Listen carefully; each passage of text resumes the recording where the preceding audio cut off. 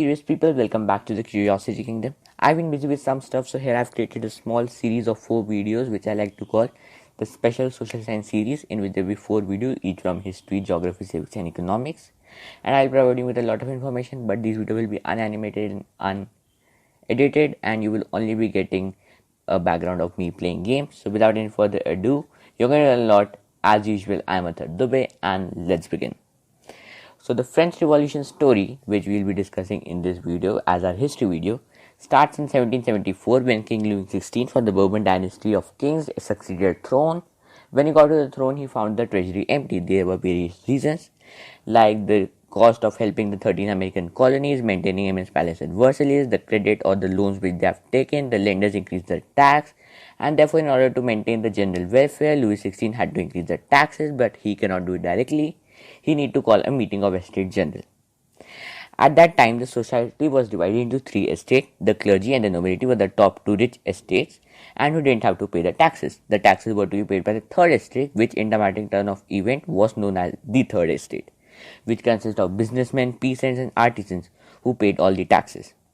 3rd estates were angered in the decision of increasing taxes, as they were frequently going through the subsistence crisis, which is an extreme condition in which means of livelihood are endangered. In the Estates General, there are 300 nobility representatives, 300 clergy representatives, and 600 third estate representatives. But the vote was not taken by individual member as one vote, but as an estate as one vote. So clearly, the third estate would lose. Third estate representative protested and walked out. And on 20th June 1789, after 1.5 months, the third estate representative took an oath on an indoor tennis court at Versailles to not disperse before drafting a proper constitution. They declared themselves as the National Assembly. This was termed in a dramatic turn of event soccer field oath. Just kidding, it was a tennis court oath. They were led by Abbassies and Mirabeau, who were in big surprise belonged to the top 2 estates. Not kidding, they genuinely belonged to those estates.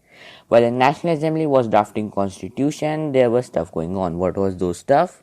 A subsistence crisis occurred due to bad harvest, which led to frequent bakery riots. King moved troops to Paris, due to which the 10 citizens created a people militia and stormed the Bastille fort in terms to find themselves some ammunition. I guess that's what you call them. Anyways, we'll continue. With the increasing revolt, the king agreed to accept the constitution and the National Assembly was recognized by the king. On 4th August 1789, the National Assembly abolished the estate system. France became a constitutional monarchy. The constitution, completed in 1791, provided for an indirectly elected parliament. Under this system, men above 25 years of age who paid 3 days of wages as taxes were given the right to vote or were active citizens, and the rest were passive citizens. These active citizens would elect electors, who in turn would elect the representatives. They also provided themselves with a Declaration of Rights of Man and Citizen, which surprisingly gave the citizens rights. So the next segment will be a bit rapid fire. The king tried to gain power again with the help of rulers from Prussia and Australia, but before I said Australia, it's not Australia, it's Austria. Before this could happen, the National Assembly ordered a war on those states. This war came with huge financial losses. People started creating clubs to discuss them. The famous was the Jacobin Club, which was led by Maximilien Robespierre, who wore long striped trousers and red cap. They on 10th August 1792 attacked the palace of Tuiles, killed the king's guard and held the king for hostage. Later the assembly voted to capture the king, changed the voting criteria 21 years above men, regardless of wealth. The newly created assembly was called a convention. On 21st September 1792, France abolished monarchy and became a republic.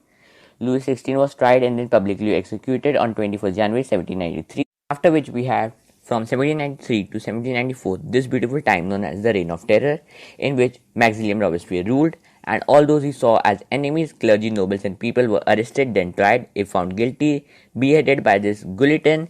He brought very strict and severe equality reforms, and then he was convicted and beheaded. So Robespierre beheaded the king, beheaded the enemy, and then got beheaded. What a nice turn of events. And now we come to the conclusion. A new system was brought in which there were 2 houses who elected a group of 5 people known as the Directory, but there were disagreements between them which caused instability. This paved ways for military dictator Napoleon Bonaparte, who in 1804 crowned himself the emperor. In first he was thought as a modernizer, but later was seen as an invading force, and he lost in 1815 in the Battle of Waterloo. And this is the story for now, but after this also a lot of stuff happened. Monarchy established, July Revolution, July Monarchy, February Revolution. Even Napoleon's nephew, Louis Napoleon Bonaparte or Napoleon III, became the first president, and the Emperor of France, and the last French monarch. So it's complex, which will never end, but this video has to. So by this we come to the end of this video. Hope you learned something new. If yes, then don't forget to give this video a thumbs up. New to this channel, don't forget to subscribe to it. For the first time, I am asking you to share this video with others to help us grow. So till the next time, keep learning, keep asking, and stay curious.